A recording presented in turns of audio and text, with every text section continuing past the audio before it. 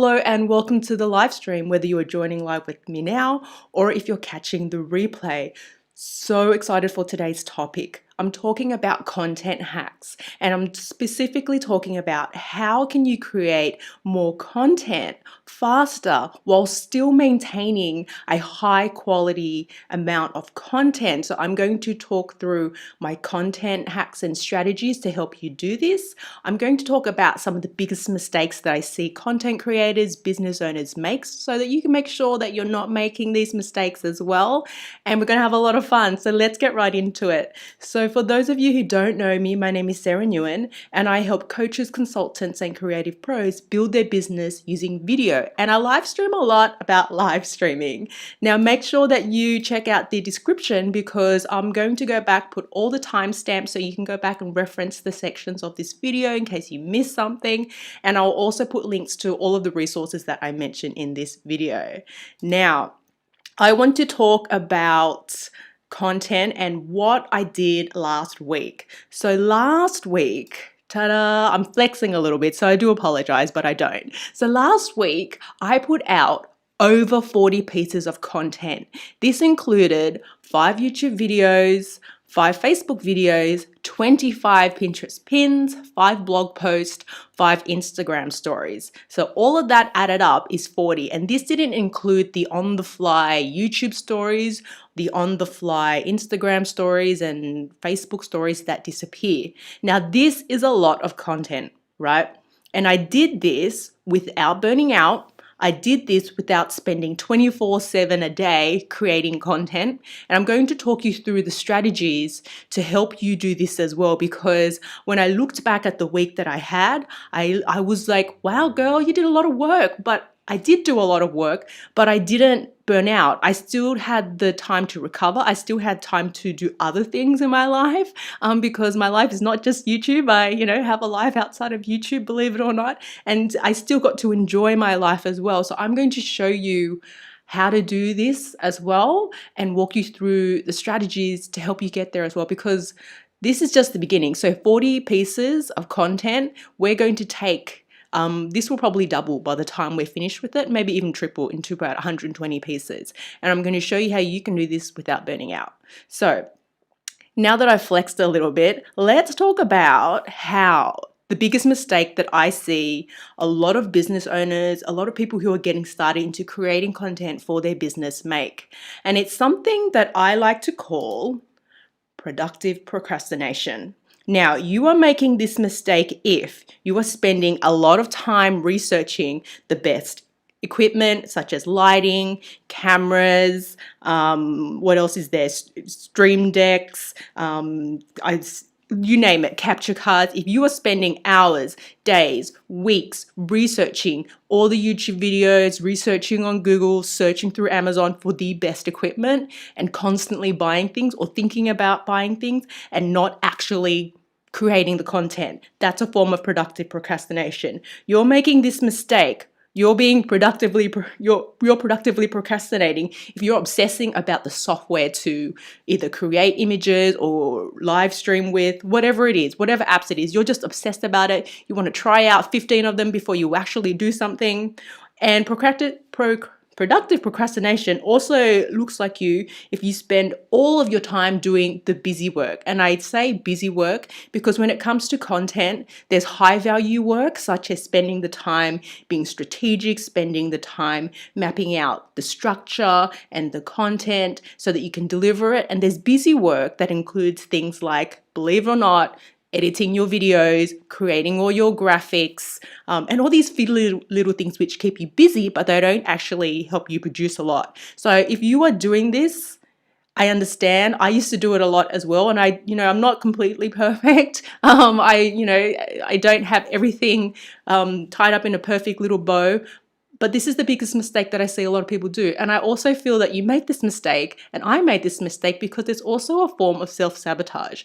If you spend all this time perfecting your content as opposed to delivering it, then you never have to execute it. And if you never deliver anything, then no one can judge piece of work that you have. So it's a big mistake that I see people make. I make it sometimes as well, but just to bring you your awareness to it, that it's a big problem that gets in the way of you actually delivering content. Now let's go through my content hacks on how you can actually have what I have, how you can actually create 40 pieces of content without burning out. So the first, and when I was putting these things together, I was like, should I put the best last or the best first? I'm going to put it first. I'm just going to lay it all out there.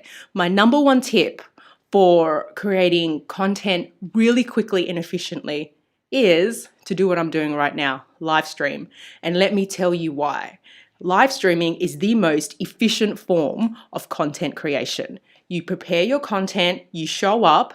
There's a little bit of work to getting images and overlays, but it's not that much work. But after the broadcast is over, after you hit end recording or end broadcast, you're done. You don't need to edit the video. Whereas when you are recording video and editing it, there's a lot of time that goes into editing it if you're doing it yourself. And if you're hiring someone else to do it, that's fine as well. But it takes time for you to review the videos, feedback changes, them to do a revision, send it back to you, and you go through this dance. Whereas with live streaming, none of that. You live stream and the video is done. If you're live streaming on Facebook or YouTube, it sits on those platforms and then you can repurpose them from there. So my biggest hack into creating content faster, pardon me, grab some water, is to live stream. And live streaming these days is so much different to what it used to be. So live streaming now, you don't need a big, massive setup. You can live stream from your phone and start live streaming to Facebook. You can live stream using a really, the devices that you already have. You don't need a massive setup in order to start live streaming. So my biggest hack to creating content faster is to live stream. And there's this misconception that if you live stream, people won't see as much value in a live stream as opposed to an uploaded video. And I've been live streaming pretty much all year, particularly since COVID, and that's just not true. I see my live stream videos get as much, if not, equally or more views, engagement than my previously edited videos. So the concept that uploaded videos are valued higher than live streams is just not true. It's all about the content that you deliver in the live stream. That is the important part. So that's my biggest number one hack, is to live stream over uploading and editing videos. And I'm not saying that I'll never ever upload and edit a video again. I'm definitely not saying that, but I'm saying as the core of actually creating lots of content, live streaming. So if we go back to my beautiful graph here, you saw that there were 5 YouTube videos. I multi-streamed, right? So the YouTube and the Facebook videos was a multi-stream. So I did it once and I got 2 videos, right? So after those 2 videos, then we were able to create Pinterest pins. We embedded the video to the blog to create a blog post. And then I actually had something to talk about on Instagram. So it all stemmed from a live stream. So really, if I look at just 1 week, one video produced a lot. So, right? So you can get so much out of one live stream and quickly as well, as opposed to editing the video. So highly go for live streaming as like the number one most efficient hack to create content quickly. So hack number 2, repurpose your content. Now you saw in this graph that I showed you that I didn't go, what should I create for YouTube? I should create something different for Facebook. Oh, I should create something different for my blog. No, it was the one core piece of content that I then repurpose for the other platforms or, utilize on the other platforms. You don't need to create different pieces of content for all the social media platforms. I would not advise that. That's not the best use of your time. And people do this. I see people do this because they think, oh, people, are following me on all the social media platforms. I need to put different stuff on there. And that's not true either. Just because someone's following you on Facebook doesn't mean they're following you on Twitter, Instagram, YouTube. And even if they are, so what? So what if they see your things a few times? it will just remind them to go see your content, you know, because it takes people a couple of times to actually see your message, see your stuff. They don't necessarily always see it the first time. So repurpose your content, use the same thing across the different social media platforms, but obviously adjust it for it. So obviously with, you know, an Instagram post, that's going to be slightly different to a tweet. So you have to adjust it for the platforms, but use the same piece of content for other social media platforms. So that's the biggest hack number 2. And that's how I got 40 pieces of content without creating 40 separate pieces. They stemmed from the 5 main videos that I did. Now, the third piece of advice, and this one is a big one. Get help.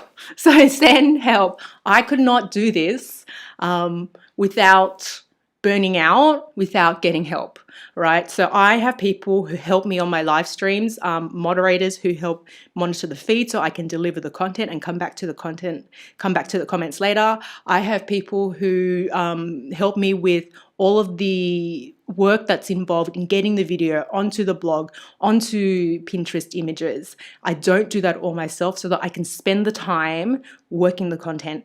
So get help, and you can get virtual assistants, you can get, assistants, and it doesn't have to be a full-time job. It could just be part-time work that you offer someone. There are lots of services that are available online to help you with this. Upwork.com is one, Fiverr.com is one where you can get virtual assistants to help you 5 hours a week, 10 hours a week. Or you can also look at students who are always hungry to learn and work, and get local students to help you as well. So that's definitely a big content hack if you want to get more done. It doesn't have to cost you a lot of money. You don't have to, employ someone full time to do it for you.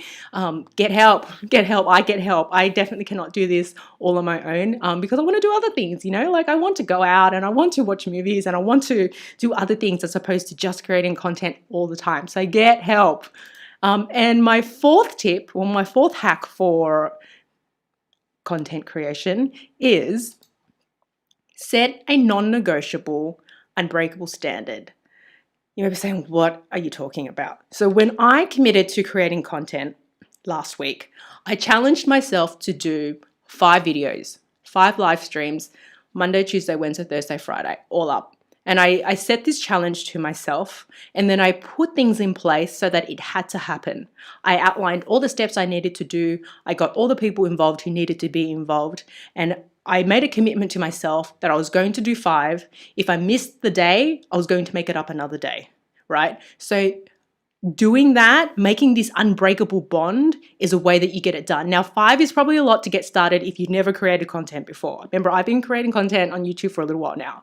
Maybe start off with 1, maybe start off with 2 if you are thinking about live streaming, but have a amount of content that you want to create or amount of live streams that you want to do, and make it non-negotiable for yourself, and then do everything, move heaven and earth to get it done, right? And you'll be amazed by how much content you produce when you don't allow yourself to have any excuses. When you take complete ownership of everything that goes wrong, you get it done. And this has been the biggest change where, before I said this is non-negotiable to myself, I'd be pretty relaxed with going live. I'd be like, oh, yeah, I'm a bit tired, I'll do it tomorrow. And then tomorrow became a week later, became 2 weeks later, if you know what I mean. So now that I have this commitment to myself, I'm honoring the word that I'm saying to myself, and I have other people involved now. So I need to show up because my assistant's showing up so that she can help me moderate the feed. I can't let her down and I can't let myself down. So set these non-negotiable standards for yourself, and this will help you get it done.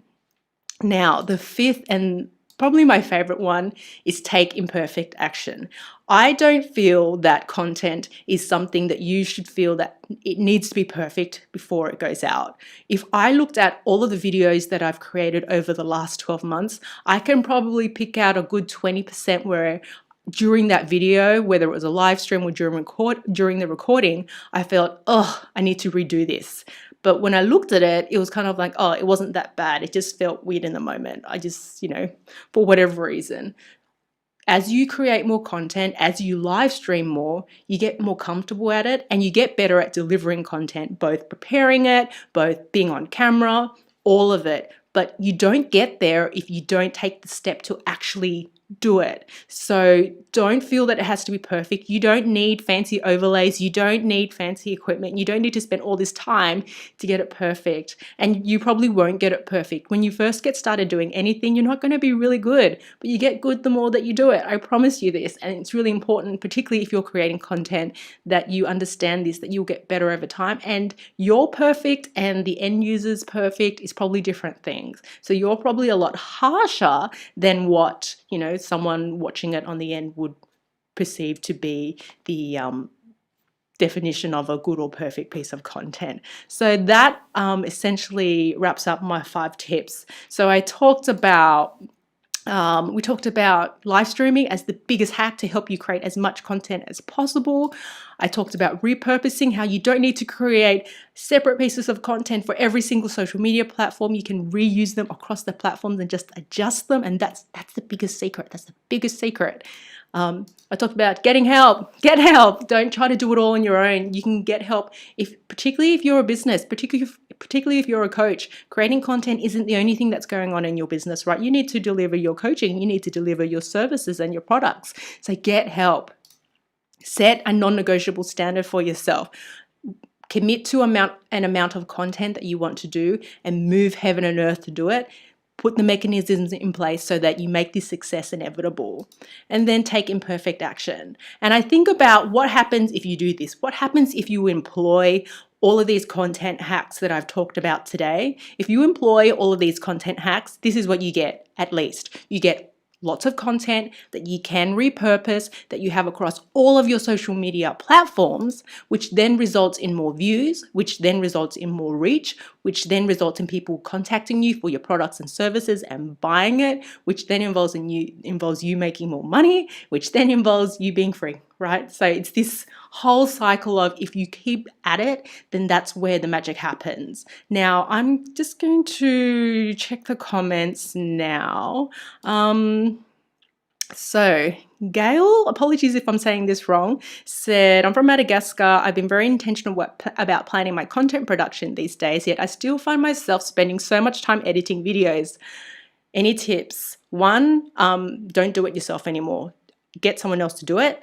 There are so many services, video editors who can turn videos around. I've been able to get YouTube videos edited for like $20. So that is definitely worth the time of you not having to spend 48 hours trying to edit a video. The second tip is live stream. Live stream. I'm all for live streaming. Live stream is the way to go. Live streaming so you don't have to edit it and it's just done. So that would be my tip for you there. Yes, and Lauren says, yes, people fear that it's not perfect. It's a big fear that it's not perfect. So don't let the idea of it needs to be perfect stop you from actually creating content, because you've got a message, someone needs to hear it, and it's all there. Hi Kevin, thanks for joining us. Hi David, thanks for joining us. Yeah, and that essentially wraps up the live stream. So if you found this video useful, give me a thumbs up, and if you haven't already, make sure that you subscribe to my channel. I do a lot of social media tutorials, I do a lot of tech reviews, and I help you really grow your business using all of the tools available at your fingertips, with an emphasis of it being on video. And I have a lot of fun here as well. So now if you want to start working your content muscle, make sure you grab a copy of my Facebook Live cheat sheets. It's a super simple guide to get you up and streaming on Facebook Live, even if you've never hit record before. So I'm going to put the link in the description, and I'm also going to put it on the screen as well. So thanks so much for joining me today. I hope you enjoyed this live stream, and I will see you on the next one. Bye for now.